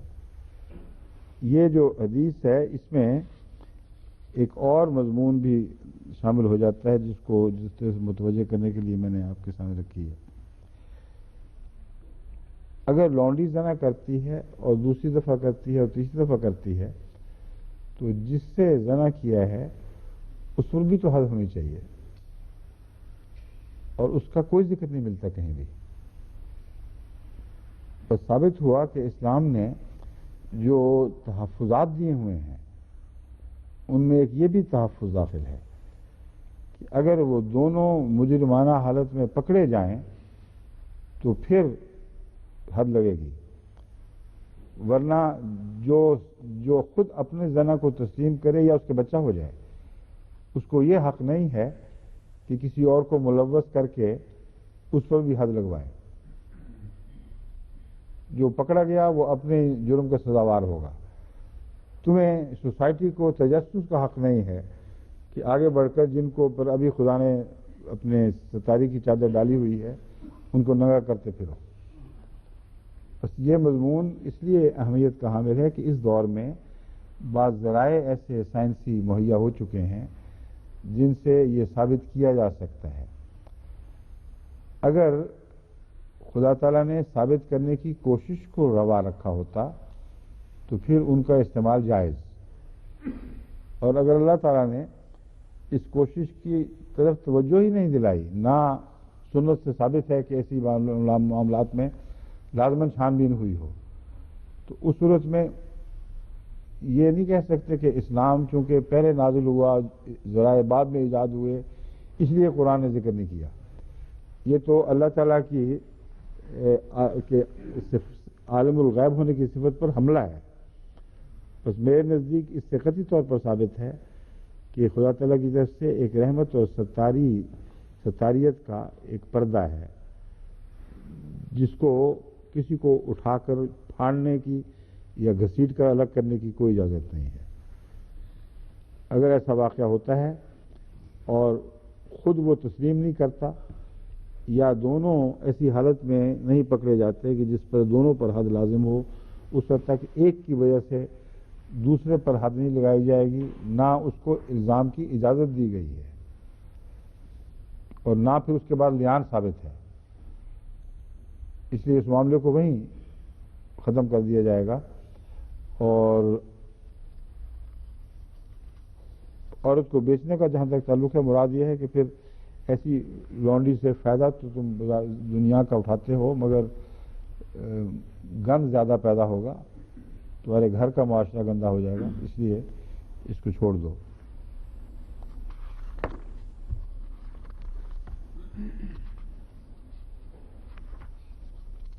ابھی وقت ہے نا اس کے لیے، دوسرے ایک حصہ اور بھی ہم نے چھیڑنا ہے نا جس میں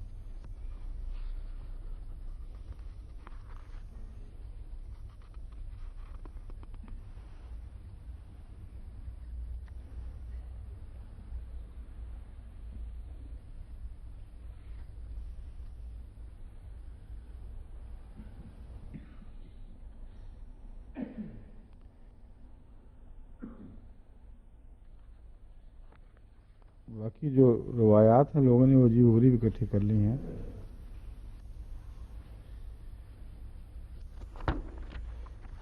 ان سب کو میں باقی تفصیلی جو ہے نا مواد اس کو بے محل سمجھتا ہوں، اور جو اہم قابل بحث باتیں تھی وہ میں آپ کے سامنے رکھ چکا ہوں.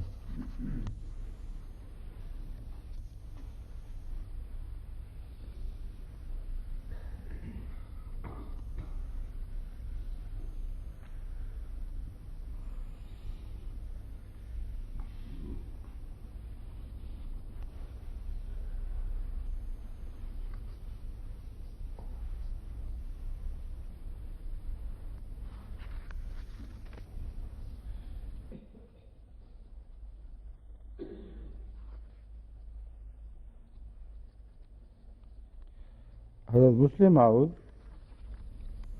اس بات کو تسلیم نہیں کرتے کہ یہاں موسنا کے لفظ کی وجہ سے اسلام کے معنی بھی داخل کیے جا سکتے ہیں، ان معنوں میں کہ اگر لونڈی مسلمان ہو تو اس پر آدھی حد جاری ہوگی، اگر مسلمان نہیں ہوگی تو آدھی حد جاری نہیں ہوگی۔ جن علماء نے یہ استنباط کیا ہے کہ موسنا کا یہ معنی کہ وہ مسلمان ہو، وہ سنہ کے اندر داخل ہے، اور موسنات کا لفظ جو استعمال ہوا ہے لونڈی کے تعلق میں، اس میں یہ بات داخل ہے۔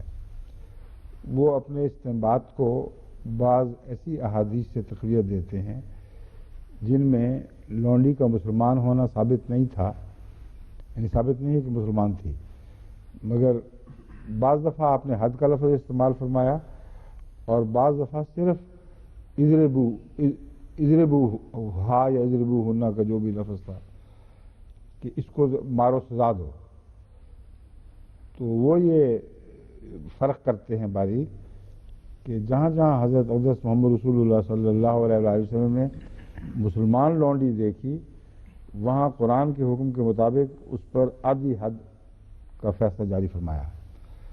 جہاں مسلمان لونڈی نہیں تھی وہاں محض سزا دینا اور اس کو تکلیف دے کر اس کو اپنی غلطی کا احساس دلانا، اس حد تک ہی فیصلہ رکھا ہے۔ اس لیے دونوں طرف کی بات میں کھول رہا ہوں کہ یہ مسلک ایک یوں ہے اور دوسرا یوں ہے۔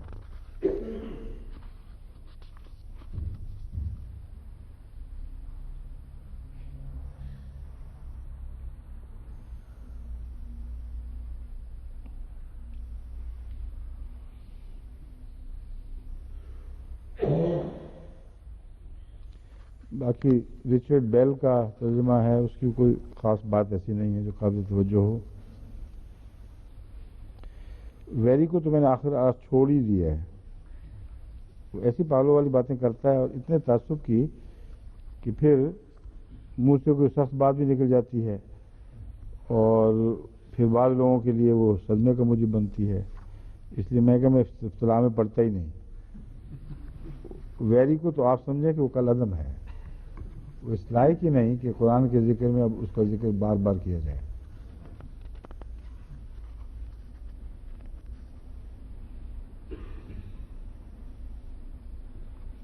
اب جو ایسی پالو والی باتیں کرتا ہے اس کو کیا کہے گا آدمی؟ Muslim states never did anything voluntarily towards abolishing slavery.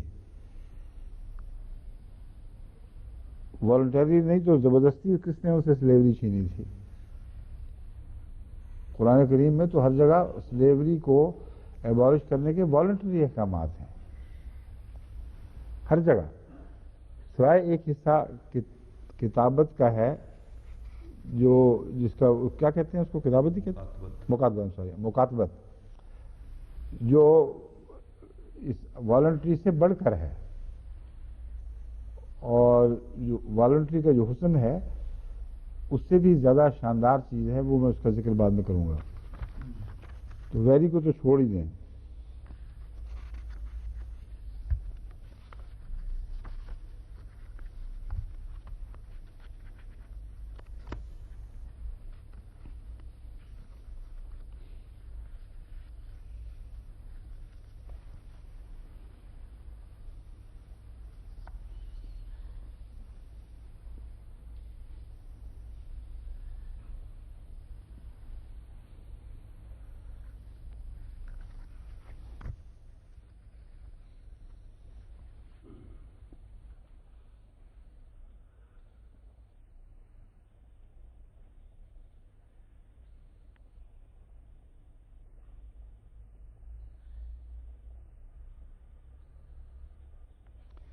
راڈویل ایک لطیف فرق ترجمے میں کرتا ہے، اور اس کے نزدیک یہ جو مروجہ ترجمہ ہے اسی آیت کا لونڈیوں سے تعلق میں، اس کی بجائے یہ ترجمہ زیادہ بہتر ہے۔ اس میں وہ چونکہ اسلام کو معلوم ہوتا ہے بڑی تحسین کی نظر سے دیکھتا ہے، اس لیے اس کے ترجمے میں ہمیشہ یا اکثر صورتوں میں کوئی ایسی لطیف بات پیدا ہوتی ہے جو عام مروجہ ترجموں کی قواعد سے وہ سمجھتا ہے پاک ہے۔ اس لیے یہ دو فرق میں غور کر رہا تھا, مجھے ابھی پوری سمجھ نہیں آئی, مگر جو اس نے کہا ہے وہ میں آپ کے سامنے رکھ دیتا ہوں. وہ کئی جگہ کہتا ہے مس انڈرسٹیٹڈ, مس ٹرانسلیٹڈ یہ ہے, اور انسٹیڈ آف جو ہونا چاہیے تھا. تو یہ جہاں جہاں بھی اس نے موازنے کیے ہیں بڑے دلچسپ ہیں. کہتا ہے مس ٹرانسلیٹڈ یہ ہے, and who ever of you is not rich enough to marry free believing women, then let him marry such of your believing maidens as have fallen into your hands as slaves. سمجھے؟ وہ کہتا ہے اس کا اصل ترجمہ یہ ہونا چاہیے تھا, and whoso of you cannot afford to marry free believing women, let him marry what your right hand possess, namely your believing handmaids. اب یہ فرق پتہ لگا ڈاکٹر صاحب کو؟ کچھ غور کریں گے پھر اس کو. اکثر وہ اچھی بات کرتا ہے, اس لیے اس پہ مزید غور ہونا چاہیے کہ کیا کہنا چاہتا ہے وہ.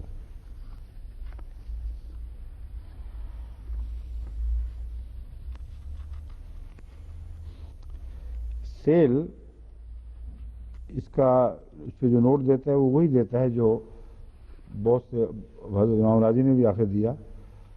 ایک طرف کہتے ہیں وہ ڈسکریج کر رہا ہے اللہ تعالیٰ, دوسری طرف کہتے ہیں فرماتے ہیں مانتے ہیں کہ اسی آیت میں آزاد اور غلام عورت کے درجے کی برابری کا ذکر ہے. سیل بھی یہی کہتا ہے کہ being alike descended from Adam and of the same faith.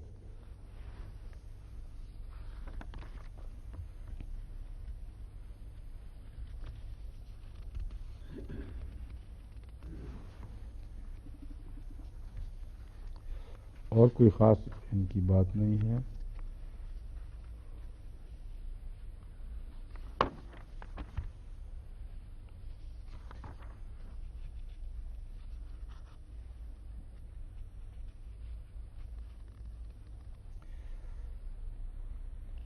وہ سیل یہ بھی کہتا ہے, وجہ بتاتا ہے کہ آدھی سزا کی وجہ یہی ہے کہ the reason of this is because they are not presumed to have had so good an education, کہ ان کی چونکہ ان کا تعلیمی پس منظر ویسا نہیں ہے اچھا, اس لیے اسلام نے ان کو سہولت دی ہے. اب او معاملکت ایمانکم کی بحث رہ گئی ہے اس آیت سے تعلق میں, جتنا بھی وقت میرا خیال ہو جائے گا اس کے اندر.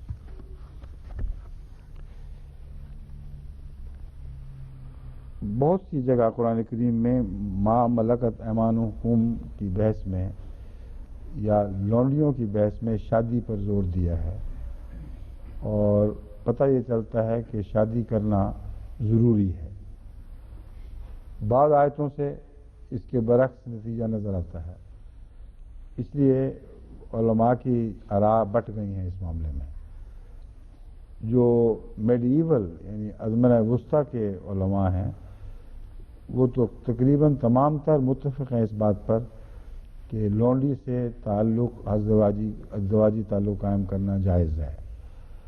اور وہ ماملکت والی لونڈی یعنی جنگ میں قابو آئی ہوئی عورتیں جن کے خاوند ہوں یا نہ ہوں, جو اپنے ملک سے کاٹی گئیں, ان پر اس اجازت کو محدود نہیں کرتے, بلکہ چونکہ لونڈیاں تجارتی طور پر اس زمانے میں عام ہو گئی تھیں, اس لیے ہر لونڈی پر اس کا اطلاق کرتے ہیں.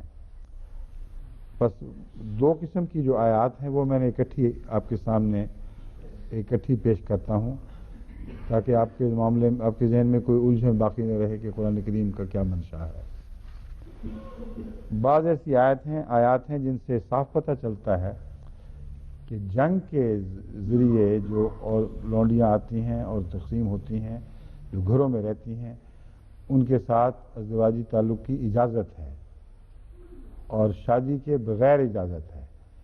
کیونکہ اگر ان کو اجازت نہ دی جائے تو فساد پھیل جائے گا سارے معاشرے میں, اور وہ عورتیں جو پابند نہیں ہیں کسی چیز کی, وہ موسنا نہیں ہیں کسی پہلو سے بھی, وہ خود اپنی نگران بھی نہیں رہیں گی, اور ابتلا دونوں طرف آئے گا, مردوں پر بھی اور عورتوں پر بھی.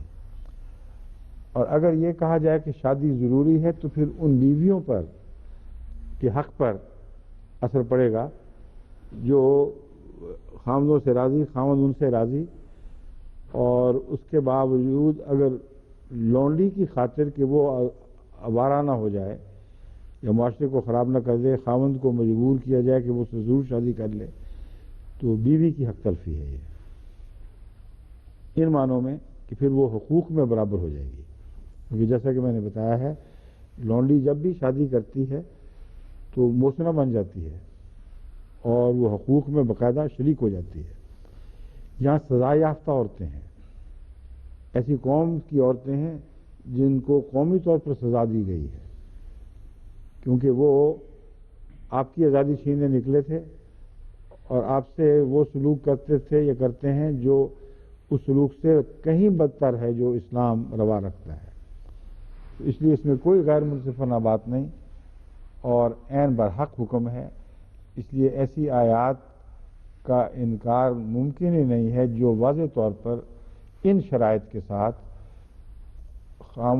مالک کے اپنے لونڈی سے ازدواجی تعلقات کی اجازت دیتے ہیں۔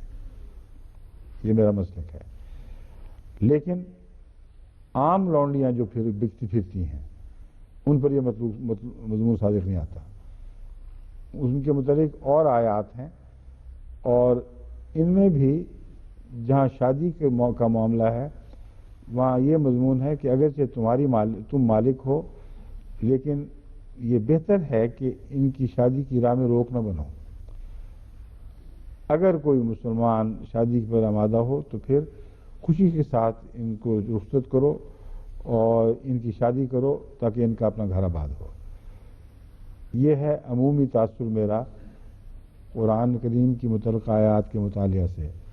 اب میں دو حصوں کی میں جو آیات میں رکھی ہوئی ہیں وہ آپ کے سامنے رکھتا ہوں۔ پہلی، ما کان لنبی ان یکون لہ اسری حتی یسخن فی الارض تریدون عرض الدنیا۔ ہر نبی کے لیے خدا نے یہ دستور بنایا تھا کہ شدید خوریزی کے سوا کسی آزاد انسان کو غلام نہیں بنانا۔ بس یہ وہ مضمون ہے ماملکت کا جس پر میں پہلے بھی روشنی ڈال چکا ہوں۔ دوسرا، والمحصنات من النساء الا ما ملکت ایمانکم، اس میں جو عورتیں محرم ہو جاتی ہیں اور ان سے نکاح جائز نہیں رہتا، اس میں والمحصنات من النساء الا ما ملکت ایمانکم میں صرف اتنا مضمون ہے دراصل کہ وہ جنگ کے نتیجے میں تمہارے احکام کے نیچے آئی ہوئی عورتیں شادی شدہ بھی ہوں، یعنی پہلے ان کی شادی ہوئی ہو، یہ نہیں کہ اب شادی کرا دو تو پھر تمہارے لیے جائز ہے۔ جو پہلے سے شادی شدہ ہیں، چونکہ جنگ نے ان کی شادی کا تعلق غیر قانونی بنا دیا اور خط کاٹ دیا، اس لیے ان سے بھی تم شادی کر سکتے ہو، یہ اس آیت میں مضمون ہے۔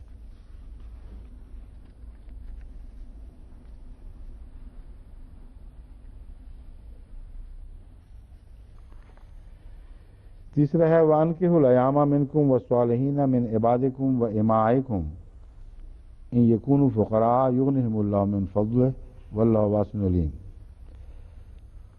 وَأَنكِحُوا الْأَيَامَ مِنكُمْ، تم اپنے میں سے بیواؤں سے شادیاں کرو، وَالصَّالِحِينَ مِنْ عِبَادِكُمْ وَإِمَائِكُمْ، اور اپنے غلاموں سے اور لونڈیوں سے جو نیک ہیں ان سے بھی شادیاں کرو۔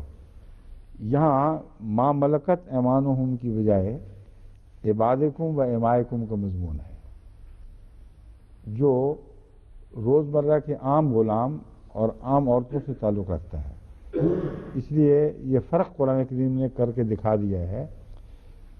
عام عباد اور عام اماء جو بھی ہیں ان کے ساتھ محض غلامی اور ملکیت کے رشتے کی بنا پر وہ تمہارے لیے جائز نہیں ہو جاتے، ان کے متعلق نکاح کرو ان کے ساتھ، اور یہ تعلیم بالکل کھل جاتی ہے اور پہلے سے اس کو فرق کر کے دکھاتی ہے پہلی تعلیم سے۔ وَلْيَسْتَعْفِفِ الَّذِينَ لَا يَجِدُونَ نِكَاحًا، جو نکاح نہیں کر سکتے وہ عفت اختیار کریں. یہ کیوں نہیں قرآن نے کہہ دیا ان کے لیے ویسے ہی جائز ہے؟ نکاح نہیں کر سکتے تو پھر روک کیا ہے؟ جائز تو ہے ہی. فرمایا جو نکاح نہیں کر سکتے وہ عفت اختیار کریں. اور جہاں ما ملکت ایمانہم کے متعلق واضح اجازت ہے، جس کے جو میں سمجھتا ہوں کہ اس کے پہلے میں نے ذکر کیا ہے، اس سے کوئی اور معنی نکالا جا ہی نہیں سکتا. وہ یہ آیات ہیں، ایک سورہ المومنون، والذین ہم لفروجہم حافظون، اور وہ لوگ جو اپنی شرمگاہوں کی حفاظت کرتے ہیں، الا علی ازواجہم، سوائے اپنی بیویوں کے، او ما ملکت ایمانہم، یا ان سے تعلق میں جو ان کے نیچے داہنے ہاتھوں کے نیچے آئیں، یعنی جنگی قید میں، جن کا ذکر میں پہلے کر چکا ہوں. اب اس میں او کے لفظ نے اس بات کی گنجائش ہی نہیں چھوڑی کہ یا وہ جن سے تم نکاح کر لو. اگر نکاح کر لو گے تو پھر وہ ازواج میں آ جائیں گی، اور اگر نکاح نہ بھی کرو، یعنی ازواج میں نہ بھی داخل ہوں، تو جنگی قید میں اس وقت تک جب تک یہ صورتحال ہے تمہارے لیے جائز ہیں. حضرت مسلم موعود جو پہلے مسلک کے قائل ہیں بڑی سختی سے کہ عام طور پر غلام ہونے سے ازواجی تعلقات کی اجازت نہیں ملتی، ان آیات میں اس بات کو تسلیم فرماتے ہیں. کہتے ہیں سوائے ان کے جن کو کوئی چھڑائے نہ، وہ تمہارے اوپر پڑی ہوئی ہیں. یہ وہ استثنائی تعلیم ہے جو اس تعلق میں بیان فرمائی گئی. دوسری جگہ سورہ المعارج میں آیات 30 تا 32 فرمایا والذین ہم لفروجہم حافظون، اور وہ لوگ جو اپنی شرمگاہوں کے لیے کی حفاظت کرنے والے ہیں، الا علی ازواجہم او ما ملکت ایمانہم فانہم غیر ملومین. اگر نکاح کے بعد مراد ہوتی تو پھر غیر ملومین کی کیا بحث ہوئی ہے؟ ان پر کوئی ملامت نہیں. جو جنگی قیدی عورتوں سے ان حالات میں جن کے اوپر قرآن روشنی ڈال چکا ہے تعلقات قائم کرتے ہیں، ان پر قطعاً کوئی حرف نہیں ہے. ہاں فمن ابتغى وراء ذلك فاولئک هم العادون، ہاں جو اس کے سوا اور جگہ بھی تجاوز کرتے پھرتے ہیں وہ ایسے لوگ ہیں جو خدا کے نزدیک زیادتی کرنے والے ہیں. بس اس کے ساتھ یہ مضمون اس آیت کا جو مختلف پہلوؤں سے اہم تھا وہ میں نے آپ کے سامنے پیش کر دیا. السلام علیکم.